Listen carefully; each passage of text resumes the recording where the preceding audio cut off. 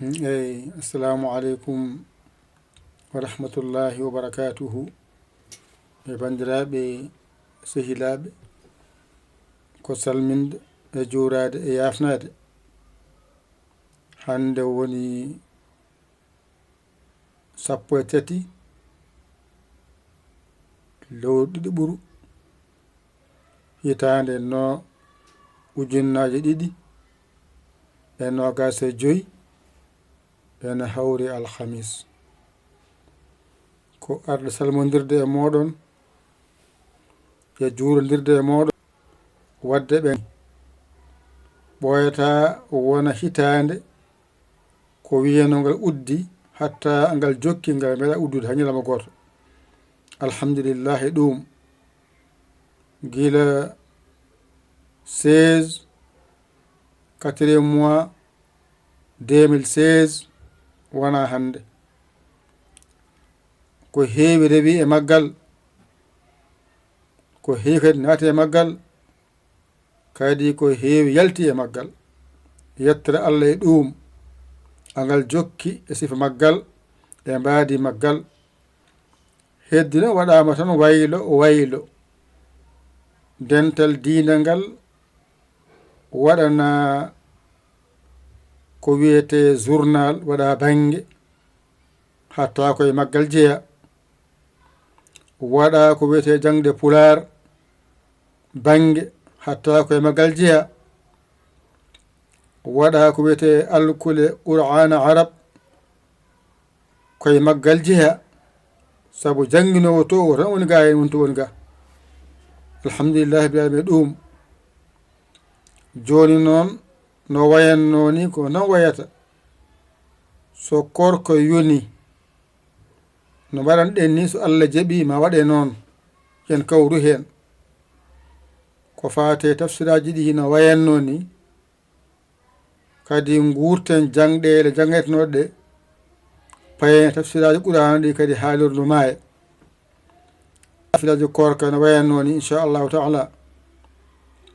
daaka so yonti kadi en kawru hen watte ko dental diine to. Wo amma dental journal ko bange heedi. Ko fate journal pular toon lombete ko nangita ko. Dendangal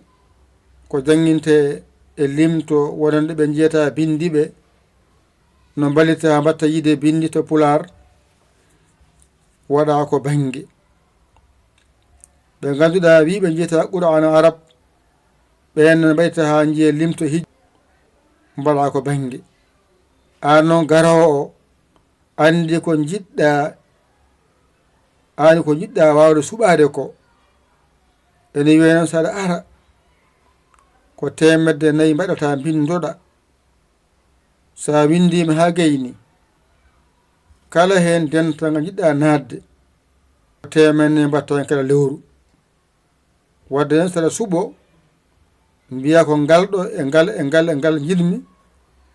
joɓa ɗum naata lawol gotol. Cabbaɗa golle ma so gari ardani yewtude ardani gollade garɗa ko golle nede wadde keddoɗa e golle nede.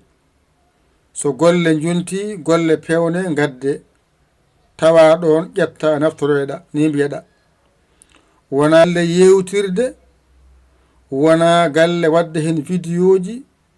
audio ji ɗa mbiyaka kamɓe tan toɗɗaɓe ɓe gon hen ɓe ay mbaɗa hen ɓen tan mbiya noon kala ko wona ɓen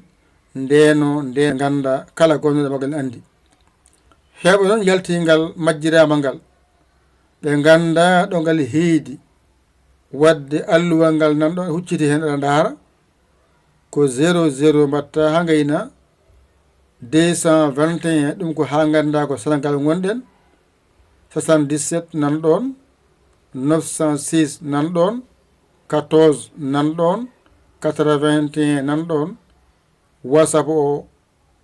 tode ma. Komo jiɗɗa nadde on saha nulda Orange Money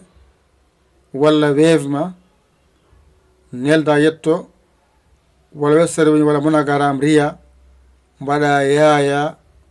no windiri ɗon ni li o mbatta ko no windiri ni mbasa wadde li pular yaya li no windiri ni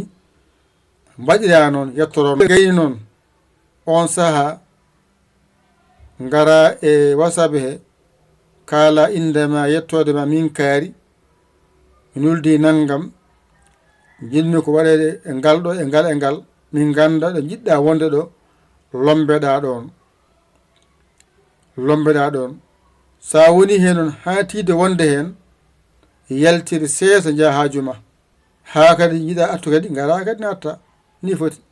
hay goto haɗaka he wonde hen suka hen mawɗo hen debbo hen gorko hen kadi erago ɗimmi o ngo onon wonɓe YouTube jangoɓe ɓe kaldanmi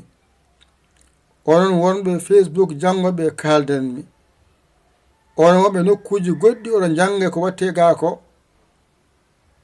ƴette alarbaji moɗon nuldon yetto min ko golle men ɗe ndinduɗen hoto hay goto ɗa hoore mum numéro o nani ɗon sa waɗi Orange Money yettoto sa waɗi Wave yettoto sa waɗi Western ma yetto min nafa rendo men le jawdi courant wifi connexion barme ko hen jeeya kadi koka nan ara komin hooroɓe no mon ni min ñalla e golle he min kiira e golle he wadde ena yooɗa kumtaji mon jetto min de komi kumtori kono so tawi on kumtoyima on gacci janguinowo humtaki jango so jiyanimo woto mbiye ko on kanko ɗum noon wadde suwata wadde gadden balle meɗen ndendinen hade yontude woduɗo rendi duusa golle ɗe mbawen jangguinde no foti jangguinde korka heni oɗon keɓe bindanɗe moɗon oɗon janga oɗon gandi korko ɓuuri welde jangguirde nde wonno koko ne heewi foftere ma o dañde ɗon jangguirɗa e nder korka he a tampani aɗa heeɓa darsuji ma anne aɗa jingana jangguinowomo ɗum ɗo ko wonno ko ñalam han kalon ɗum wonande jiɗanade dental diine bisimilla muɗum walla an jiɗanade dental journal pular nanguitaɗi gara bisimilla ma walla an mo yiyata bindi pular walla an jiyowo a rendinde gara walla an mo yiyata Qur'an arab a yiyata hay hunde hen walla an jiyowo hen a suwata o feƴƴitade hen gara kadi naata Allah yo lokku en nande ko haalate ko an on garowo anni ko Allah garirɗa ga ko Allah adduma ga aɗa arda Allah aɗa janguira saabi Allah jawdi ma ndi aɗa lombadi hen aɗa jingana jinganoɓe ma ni foti wona politique tawi puntanima